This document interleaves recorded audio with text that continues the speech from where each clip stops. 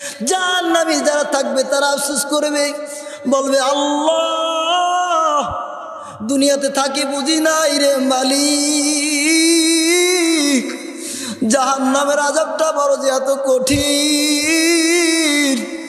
আয় আল্লাহ তুমি আমাদেরকে এই গরু ছাগলের মতো মাটির সাথে মিশিয়ে দাও, জাহান্নামের আযাব যে এত বড় কঠিন রে মালিক, যদি আগে জানতাম দুনিয়া ছেড়ে সবগুলো ফেলে দিয়ে তোমার সিজদায় পড়ে থাকতাম। ওরে মানুষ এমন ভাবে মৃত্যু হয়, ওরে নেককার যারা যেরকমের ইবাদত করে আল্লাহ তাদের সেইভাবে মৃত্যু দেয়।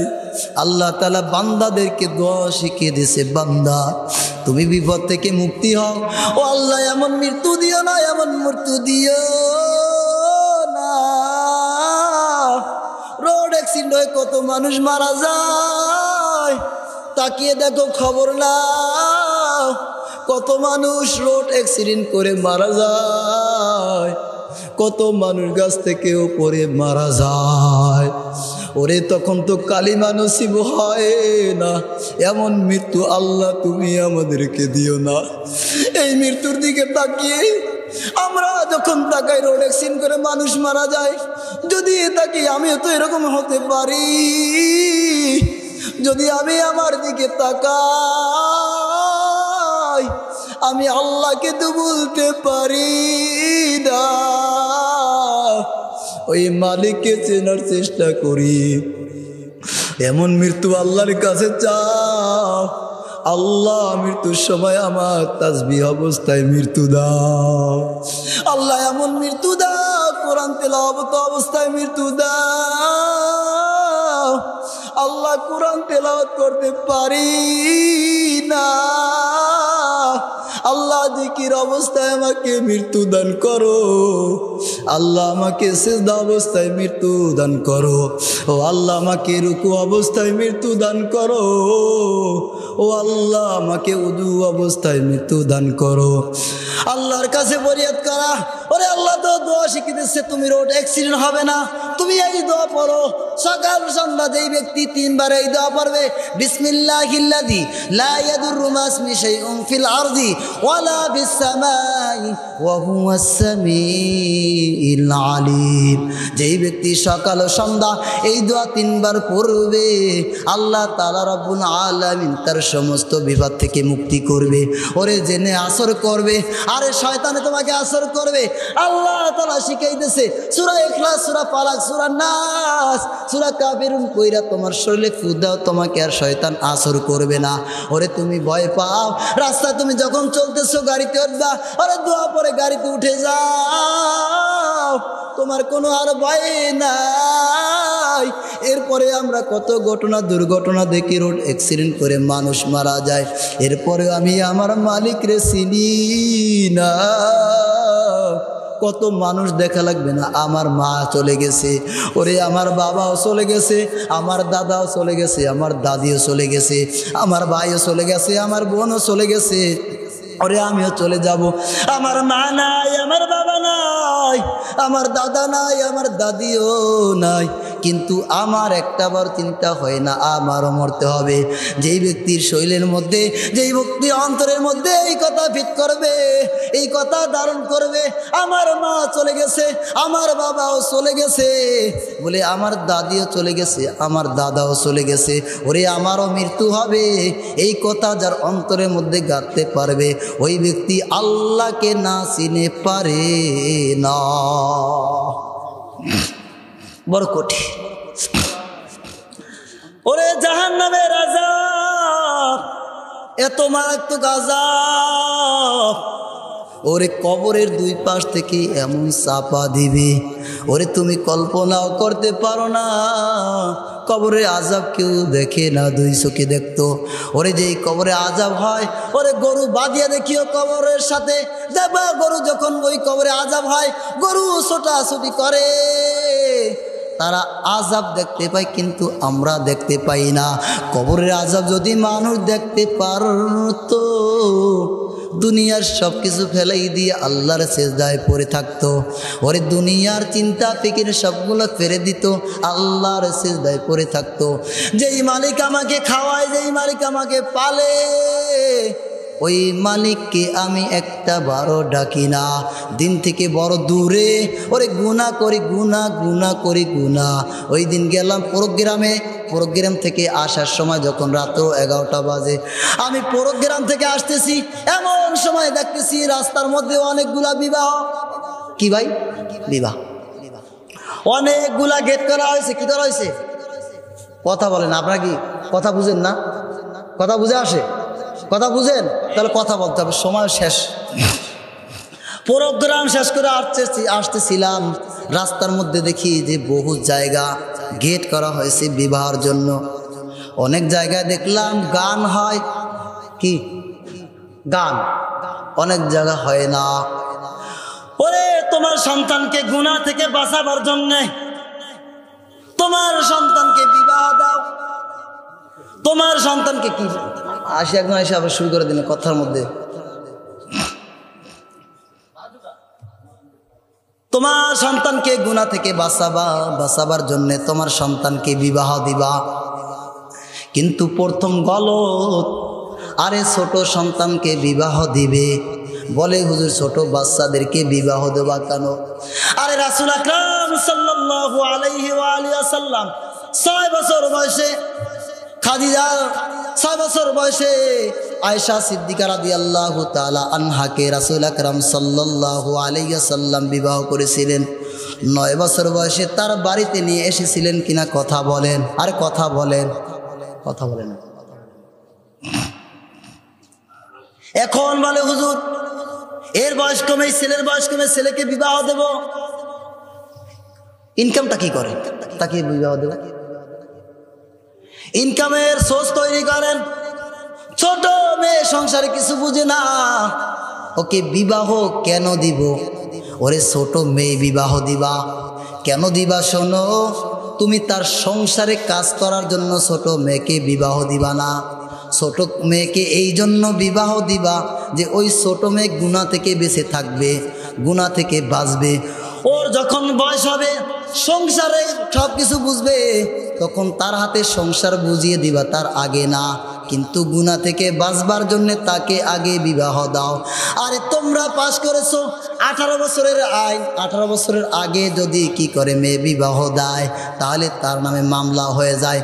কিন্তু রাসূল আকরাম সাল্লাল্লাহু আলাইহি ওয়াসাল্লাম 6 বছর বয়সে বিবাহ করে 9 বছর বয়সে নিয়ে এসেছেন। 18 বছর যখন বয়স হয়েছে তখন তাকে রাইকা রাসূল আকরাম সাল্লাল্লাহু আলাইহি ওয়াসাল্লাম ইন্তেকাল করেছে। ওরে আয়েশা সিদ্দিকা রাদিয়াল্লাহু তাআলা আনহু 18 বছর বয়সে রাসূল আকরাম সাল্লাল্লাহু আলাইহি ওয়াসাল্লামের ইন্তেকাল। আর তোমরা আইন পাস করো 18 বছর বয়সে মেয়ের বিবাহ। খেলাপে গ্যাস, ঠিক কিনা? এই সন্তানকে বাঁচাবা। এখন বসে গুনাহ থেকে বাঁচাবার জন্য তোমার মেয়েকে বিবাহ দিবা, কিন্তু শুরু করছে গলত দিয়ে। গুনাহ থেকে বাঁচাবা, তোমার মেয়ে সন্তান ছেলেদেরকে বিবাহ দিবা, কিন্তু প্রথম শুরু করছে বিবাহটা গান দিয়া। কি দিয়া? কথা বলেন না, কি দিয়া? কথা বলেন। এখন গুনাহ থেকে বাঁচানোর জন্য বলছে। এখন যদি গান গায়, গান দিয়ে শুরু করে অনুষ্ঠান, বিবাহ শাদী, তাহলে এটা কি নেক হবে? নেক হবে না? কত নেক হবে না? কয় নেক হবে। দেখছেন, গান দিয়ে শুরু করলে নেক হবে? আর চিৎকার করে বলেন, গান দিয়ে শুরু করলে কি নেক হবে? কথা বল না, নেক হবে? গুনাহ হবে। এরপরে গান দিয়ে শুরু করে, সন্তান বিবাহ দিল, মেয়ে বিবাহ দিল, দুনিয়াতে সন্তান এসেছে। সন্তান যখন বড় হয়, ওই সন্তান মা বাবার কথা শোনে না। যদি অসুস্থ হয়ে যায় ডাক্তারের কাছে নিয়ে যায়, আর যদি কথা না শোনে এরপর হুজুরের কাছে নিয়ে আসে, হুজুর আমার সন্তান কোনো কথা শোনে না। হুজুর কয় ঠিক আছে, কি করা যায় দেখি। দোয়া দুরুদ পরে এরপর মাথায় ফু দিয়ে দেয়, বাড়িতে নিয়ে যায়, কিন্তু কোনো কথা শোনে না। এরপরে আবার হুজুরের কাছে আসে, হুজুর আপনি তো ফু দিয়ে দিলেন মাথায়, কিন্তু আমার সন্তান তো কোনোভাবে কথা শোনে না, আমার কথা শুনতেও চায় না। কারণ কি? এখন হুজুর বলবে কি? হুজুরের বলার ভাষাও নাই। ওরে আপনি পাতিল বানাইছেন মাটি দিয়া। কি বানাইছেন? পাতিল। কি দিয়া? মাটি দিয়া। আপনি মাটি দিয়া পাতিল তৈরি করলেন। ওই পাতিলটা তৈরি করার সময় পাতিলটা বাঁকা হইল। কি হয়েছে কথা বলেন? বাঁকা। এরপর শুকাইল, শক্ত হইল, পুরে শক্ত বানাইলেন। এখন দেখতেছেন যে পাতিলটা হইল বাঁকা, এ দিয়ে কোনো কাজ হবে না, সোজা করতে হবে। এখন মাটির পাতিল যদি আপনি সোজা করতে যান তাহলে কি সোজা হবে না, ভেঙ্গে যাবে? কথা কয় না? মাটির পাতিল সোজা হবে না, ভেঙ্গে যাবে। কথা বলে না? তাহলে সোজা করতে হলে কি করতে হবে? কি করণীয়? যখন আপনি পাতিলটা মাটি দিয়ে তৈরি করলেন, শুরুতে পাতিলটাকে ঠিক করা প্রয়োজন ছিল কিনা? এখন শক্ত হয়ে গেছে, আপনি মাটির পাতিলটাকে সোজা করেন, সোজা হবে না তো ভেঙ্গে যাবে। আপনার সন্তান আপনার কথা শুনবে কিভাবে একটু বলেন আমাকে।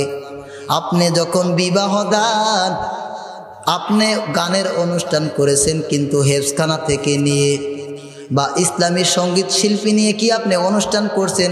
হুজুর আমি বিবাহ করব, একটা আয়োজন করি, কোরআন তেলাওয়াত করেন। আপনি কি কোরআনের তেলাওয়াত শুরু করেছেন? প্রথম আপনি হারাম কাজ দিয়ে শুরু করেছেন, এরপরে আপনি আশা করেন ভালো। কি আপনার প্রথম গলত? প্রথম আপনি হারাম কাজ দিয়ে শুরু করে এরপর নেক সন্তানের আশা করেন, এটা ভুল। আমার স্ত্রী গর্ভে যখন সন্তান ছিল আমার ছেলে, আমার স্ত্রী শুরু থেকে 6 মাস পর্যন্ত লাগাতার কোরআন তেলাওয়াত করেছে, আমিও করেছি।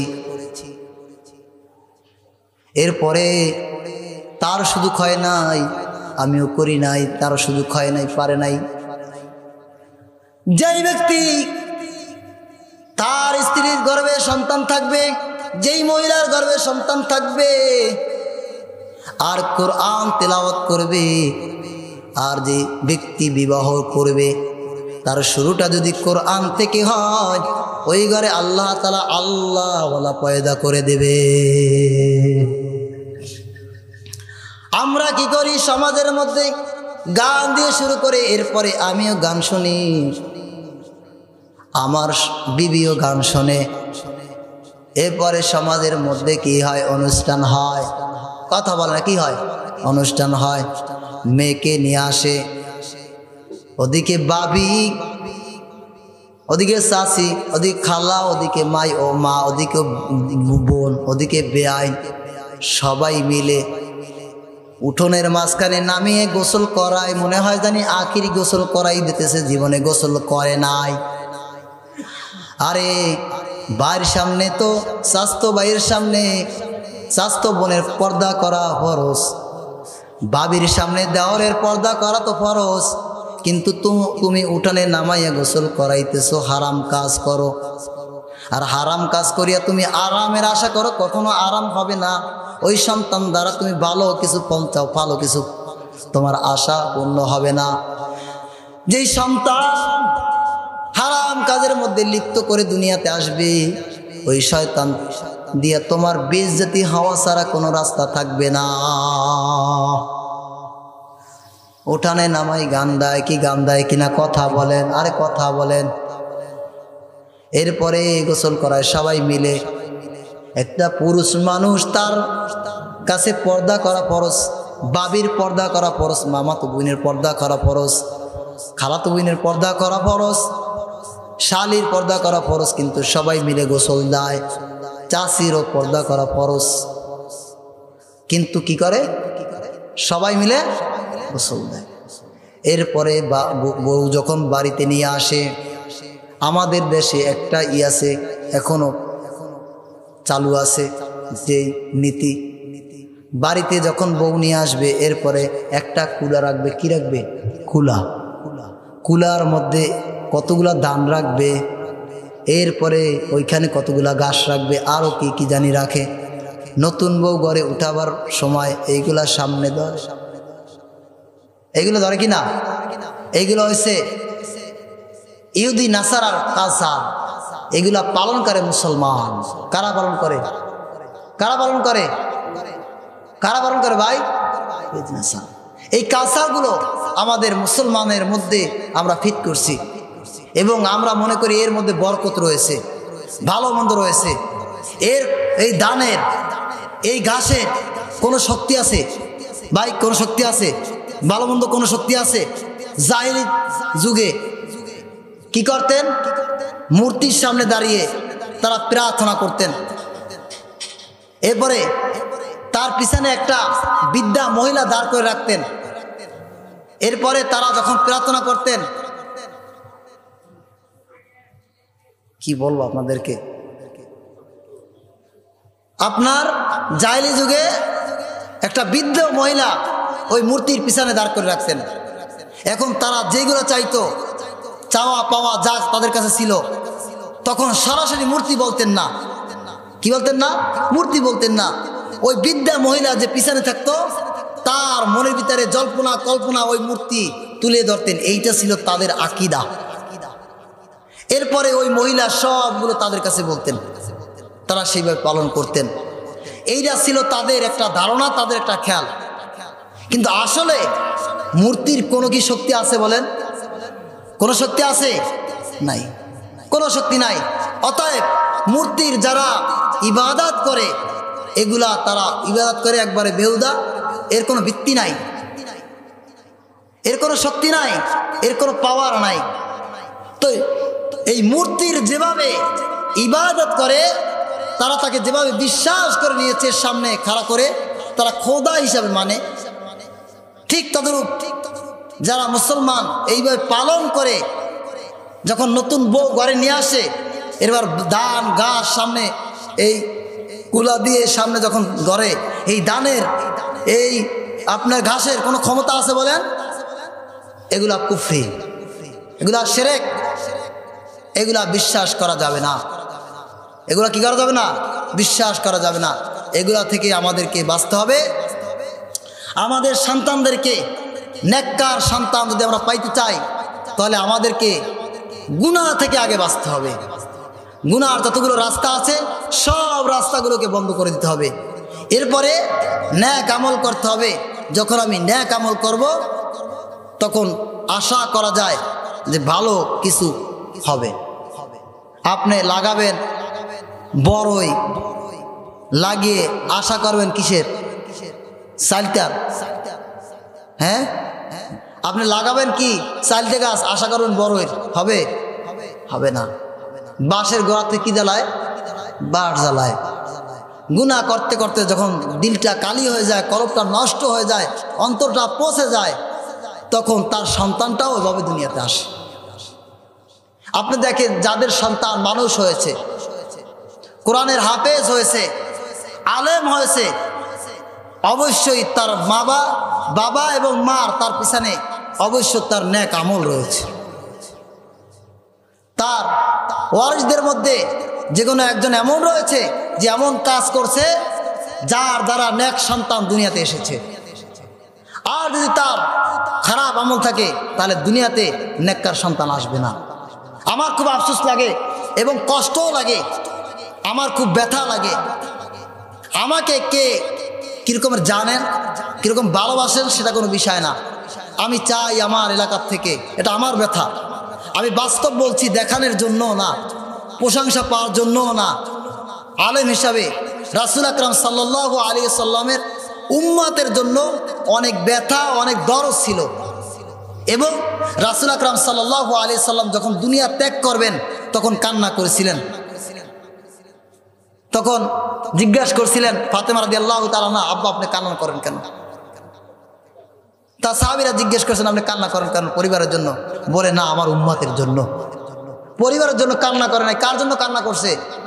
উম্মতের জন্য কান্না করছে। ঠিক একজন আলেম যখন হবে, আল উলামা ওয়ারাসাতুল আম্বিয়া, নবীর ওয়ারিস হইছে উলামায়ে কেরাম। তাই রাসূল আকরাম সাল্লাল্লাহু আলাইহি সাল্লামের অন্তরে, দিলের মধ্যে যেই ব্যথা ছিল, যেই প্রেরণা ছিল, সেগুলো আমাদের মধ্যেও কি থাকতে থাকতে হবে, ওলামায়ে কিরামের থাকতে হবে। সেই জন্য আমার অন্তরের মধ্যে একটা ব্যথা, একটা আঘাত, এলাকার থেকে যেন আলেম হয়, আমরা সেই চেষ্টা করি।